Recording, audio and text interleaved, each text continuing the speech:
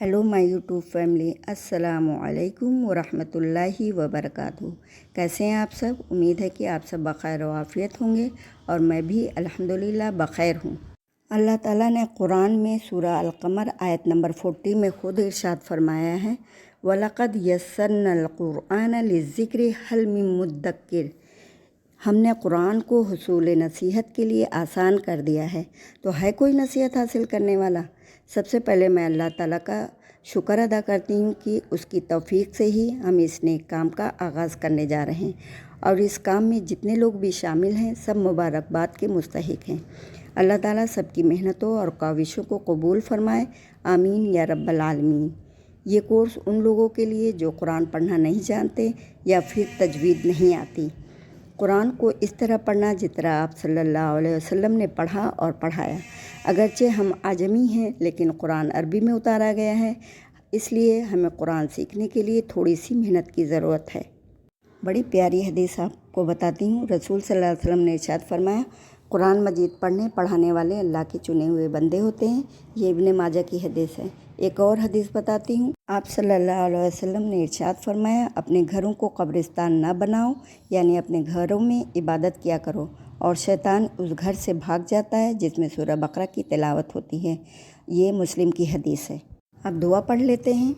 अल्लाहुम्मा अज़्ज़िम रग़बती फ़िल क़ुरआन, rabbi ज़िदनी इल्मा, rabbi ज़िदनी इल्मा, rabbi ज़िदनी इल्मा, rabbi इश्रह ली सदरी वयस्सिर ली अमरी वहलुल उक़दतम मिन लिसानी वयफ़क़हू क़ौली। अल्लाहुम्मा फ़क़्क़िहना फ़िद्दीन। सूरह बकरा आयत नंबर 1 ता 7। सूरह बकरा मदनी है। इसमें 286 आया है और 40 रुकू हैं।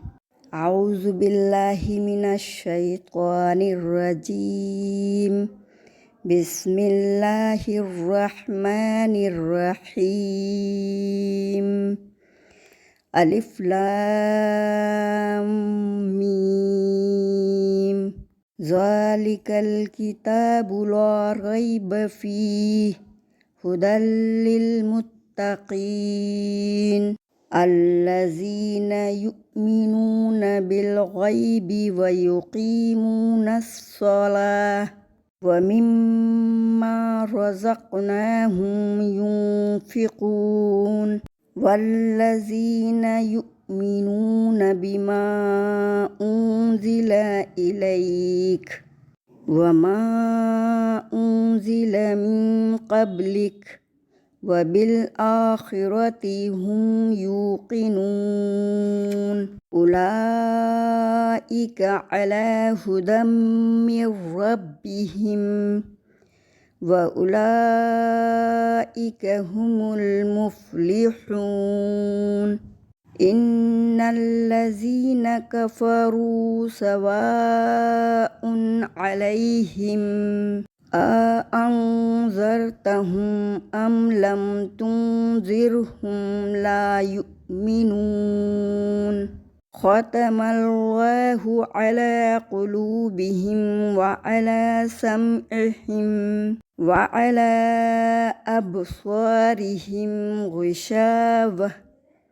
ग़िशावतुन व लहुम अज़ाबुन अज़ीम। अलिफ लाम मीम मद लाजिम है। मद लाजिम का मतलब होता है 3 अलिफ के बराबर खींचकर पढ़ना, यानी लंबा करके पढ़ना। और यहाँ उसके बाद जीम है। जीम का मतलब होता है वक्फ़े जायज़, ठहरें तो बेहतर है और न ठहरें तो कोई बात नहीं। ज़ालिका में खड़ा अलिफ जो है अलिफ मदा के कायम मुकाम होता है। ला रैब में या साकिन से पहले ज़बर है, ये हुरूफ़ लीन है। उसके बाद 3 डॉट बने हुए हैं। इसका मतलब होता है वक्फ़ मुआनका, यहाँ ठहरना नहीं है, एक साथ मिलाकर ही पढ़ते हैं। हुदल लिल मुत्तक़ीन, ये इदगाम है, यानी या वाव मीम नून के अलावा अगर लाम रा आता है इदगाम में तो ज़ाहिर करके पढ़ते हैं। अल्लज़ीना या साकिन से पहले ज़ेर है, ये या मदा है। युमिनूना वाव पे हमज़ा बना हुआ है, इसको हमज़ा साकना बोलते हैं। वाव साकिन से पहले पेश है, ये वाव मदा है। اس سے پہلے والے لیسن میں ہم نے بتایا تھا کہ حروف مدہ 3 ہیں، الف، یا، واو۔ بالغیبہ یا ساکن سے پہلے زبر ہے، یہ بھی حروف لین ہیں۔ وَيُقِيمُونَ الصَّلَاةَ، قاف موٹے حروف ہیں، یا ساکن سے پہلے زیر ہے، اس لیے اس کو پر پڑھیں گے اور یہ یا مدہ ہوگا۔ واو ساکن سے پہلے پیش ہے، یہ واو مدہ ہوگا۔ الصلاۃ میں صاد موٹے حروف ہیں، اس کو پر پڑھا جائے گا۔ اور اگر یہاں پہ سانس رکتی ہے تو تا پہ وقف کر کے یعنی سکون بنا دیتے ہیں۔ الصلاۃ۔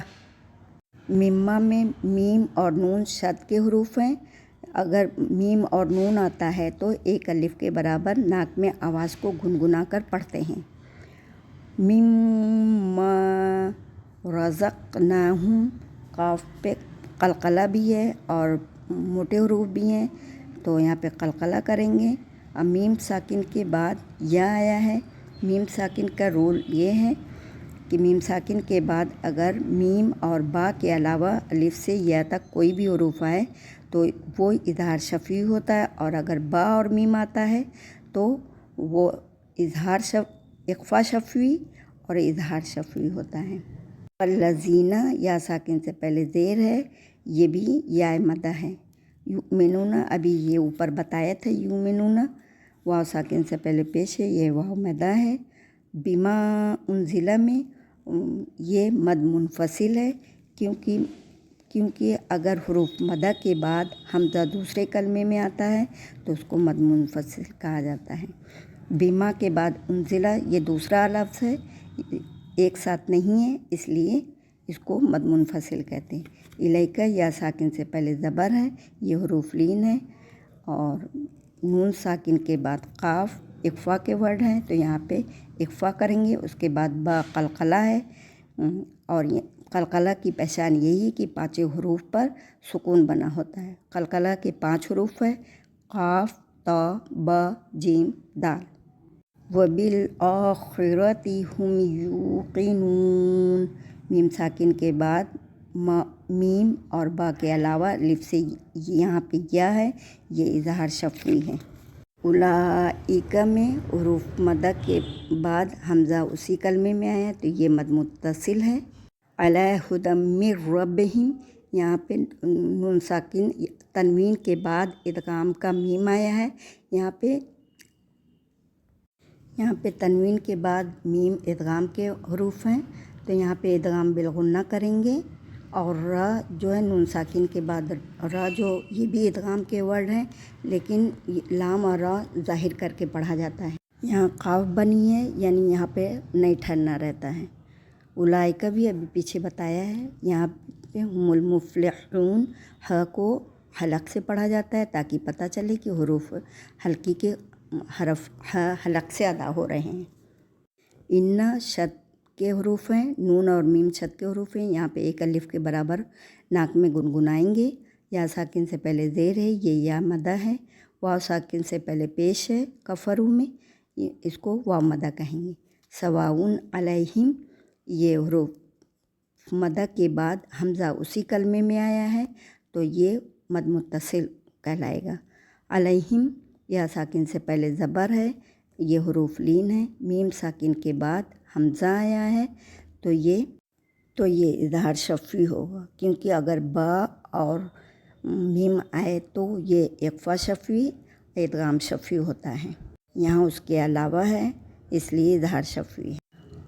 انذرتہم میں نون ساکن کے بعد اخفا کے ورڈ ہیں تو اخفا کریں گے، یہاں بھی میم ساکن کے بعد الف ہے، یہ بھی اظہار شفوی ہے۔ لم تنذرہم میں میم ساکن کے بعد تا ہے، یہ بھی اظہار شفوی ہوگا، اور نون ساکن کے بعد زا اخفا کے ورڈ ہیں تو اخفا کریں گے۔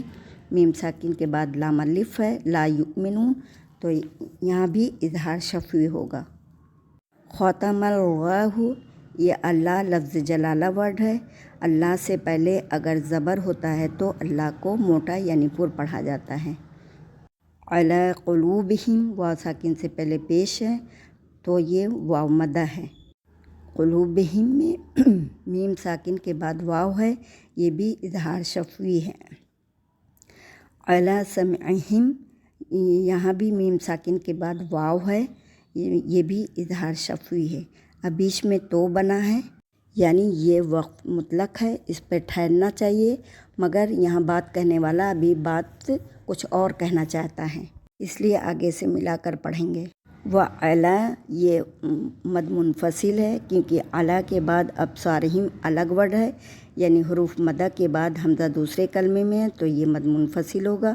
اب سا میں با جو قلقلہ ہے، اس لیے یہاں قلقلہ کریں گے۔ میم ساکن کے بعد غین آیا ہے، یعنی یہ بھی اظہار شفوی ہے۔ اس کے بعد غشاوتوں نون ساکن اور تنوین کے بعد ادغام کا واو آیا ہے، یہاں پہ ادغام بالغنہ کریں گے۔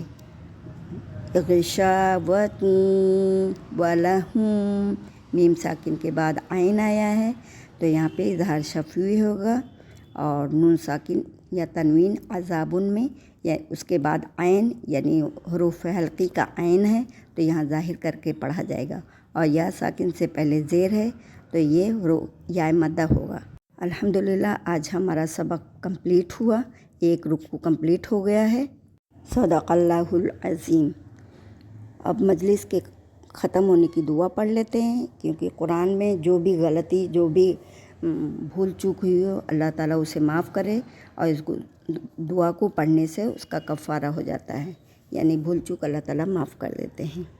سبحانک اللہم وبحمدک اشہد ان لا الہ الا انت استغفرک واتوب الیک۔ سبحان ربک رب العزت عما یصفون وسلام علی المرسلین والحمد للہ رب العالمین۔ اگر آپ لوگ اس کو غور سے سنیں گے، غور سے دیکھ کر پڑھیں گے تو انشاءاللہ بہت جلد آپ لوگوں کو قرآن تجوید سے پڑھنا آ جائے گا۔